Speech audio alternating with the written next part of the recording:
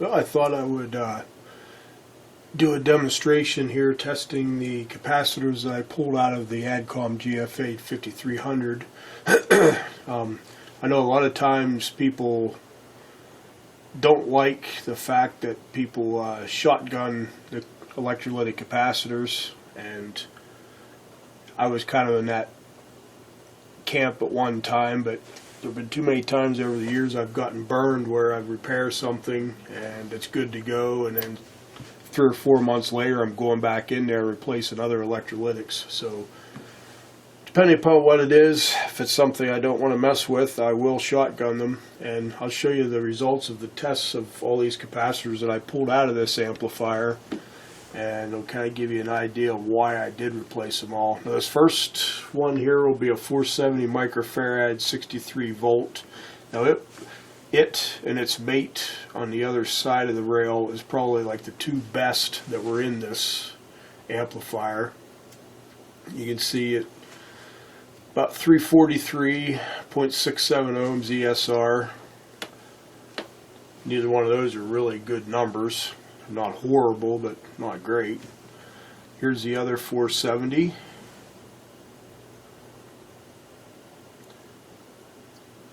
It's a little bit better. 0.49, 367. Well, not really that great. But those are probably the best of the bunch. Okay, this one here is 1000 microfarad, 25 volt. See, it's clear down to 687, 586. And the ESR is about 0.15, which is kind of high for 1000. It's not through the roof, but it's probably higher than it should be. Here's another 1000. 538 at 0.43 ESR. Okay, this one here is a 63 volt, 47 microfarad, 63 volt. So that's really bad. Only 24 microfarad, ESR 53 ohms. This is one that's in the signal path. Here's another one. Same thing, 47 microfarad, 63 volt, 37.6 ESR, 25 microfarad.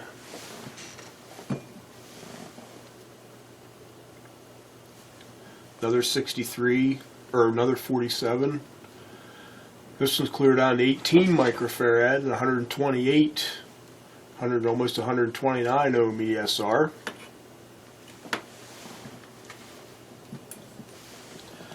Okay, what's this one here? It's getting smaller, it's harder for me to read. Okay, 47 microfarad, 16 volt.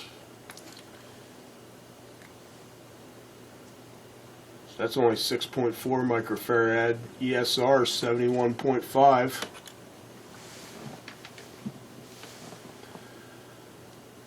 This one here, 22 microfarad, 25 volt.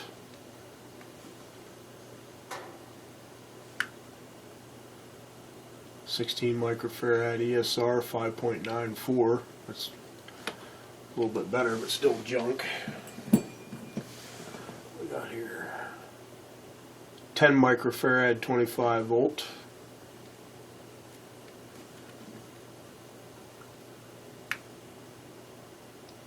So we're down to 6.9, 8.8 for the ESR. And the last one on the right channel here. This is a really small one. I have a hard time reading. I think it's 4.7. Yeah, it looks like 4.7 microfarad, 50 volt.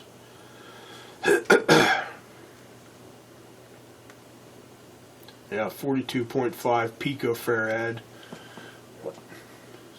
62 kilo ohms ESR. So, needless to say, those capacitors are all junk. That's the right channel. I'll get the left channel out here ready, and we'll do the same thing with it, and I'll be back. Okay, so now we're going to test the left channel. This one here is a 47 microfarad. Most of these all these values will be the same as on the other side. 375, about 0.43 ESR. Again, probably not horrible, but definitely not great.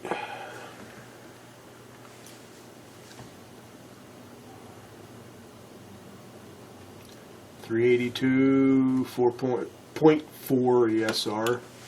So his 470s are probably the best out of the bunch. Here's the 1000 at 25 volt.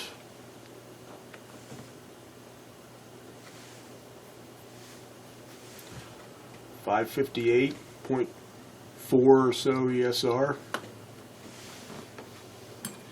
Here's the other 1000 microfarad.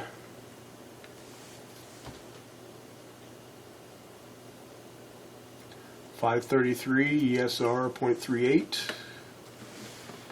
Okay, now here's a 47 at 63 volt.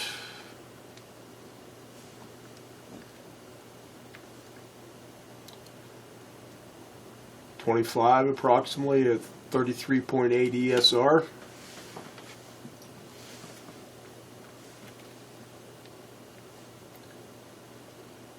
There's another 47, 25 at about 38.6 ESR. Here's the last of the 47s. Clear down to 16 ESR 153. That one and one of the other channel that was way off is right beside the heat sink, and the stinking capacitor is only rated for 85 degree. It has 105 degree in it now. Okay, so this is a 47 at 16 volt.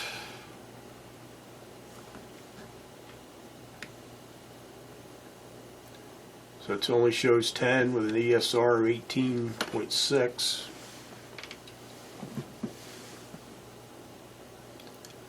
This one here is 22 at 25 volts.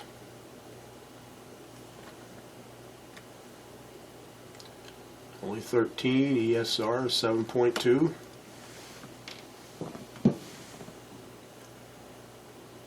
.10 microfarad at 25 volt.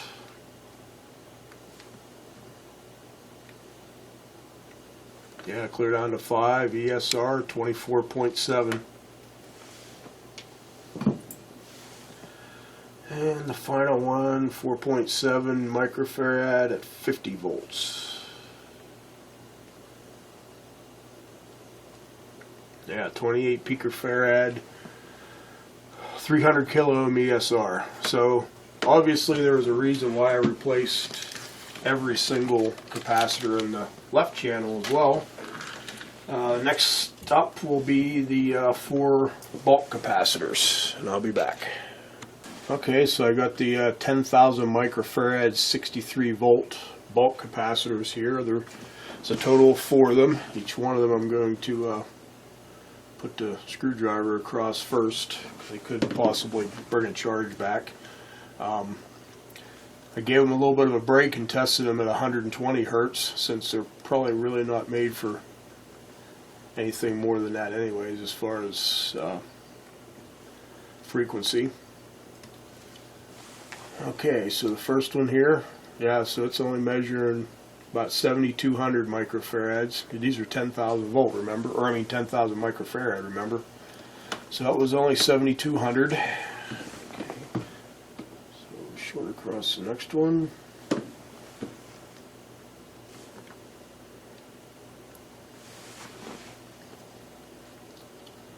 That one there, yeah, that one's only about 7,000, well, 7,200 microfarad. 7,300. Takes a little while to stabilize when they're that big. Remember, this is only at 120 hertz. I'm not putting 1 kilohertz in them like I were the smaller ones. Okay,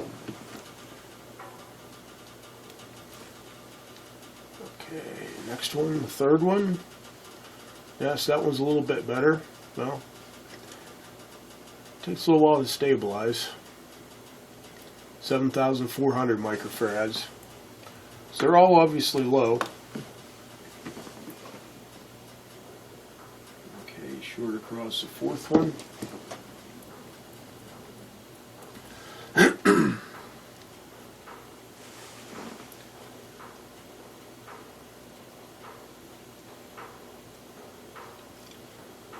Yeah, it's about 7,460. So as you can see, they're all pretty far off the 10,000 microfarad mark. Now I used this same meter to test the new ones that I installed, and they weren't 10,000 either. They were, I think the lowest one was 9,200, the highest one was 9,600, but that's still considerably better than being 2,000 microfarads off. So shut the camera off, and I have two more capacitors here that basically the only thing that they were for was just some of the LEDs for like the power light and the overload lights, but I'll test them too while I'm at it, so we'll do them all. So the last two here, like I said, are for the little low voltage power supply that ran the various LEDs that are on this unit. I think they actually tested fairly well, but since I was changing all of them, I was like, well, there's only two left, I might as well do them too. This one here is, what is it? 220 microfarad at 16 volts.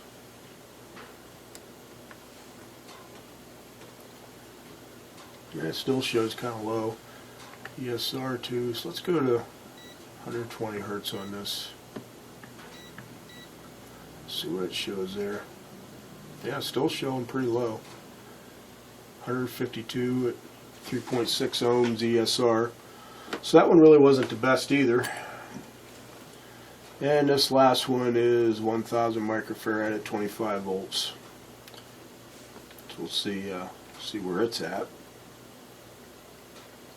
Yeah, 756. That's at 120 hertz too. ESR 0.1. Let's see what we get it. Whoop. Back to 1 kilohertz. 830, 704. Okay. See, it's kind of weird. It shows high, then it goes low. Until it stabilizes. 0.08. So it's not great, but it wasn't horrible. But as I just showed, every single capacitor in this amplifier was really not the best. And I've run into this before. You just replace a few and you end up in trouble. I've got a Pioneer SX5570 that I did some troubleshooting on last year, replaced a few capacitors and a couple leaky transistors, and it worked good for 3 or 4 months, and now I've got more capacitor problems. So next time I go into it, I'm going to replace every single one as well. But I just thought I'd kind of illustrate here. Awful lot of times when you get these units that are producing a lot of heat, and this thing does produce a lot of heat, nearly all of the electrolytics will be bad. So that's kind of what I wanted to show.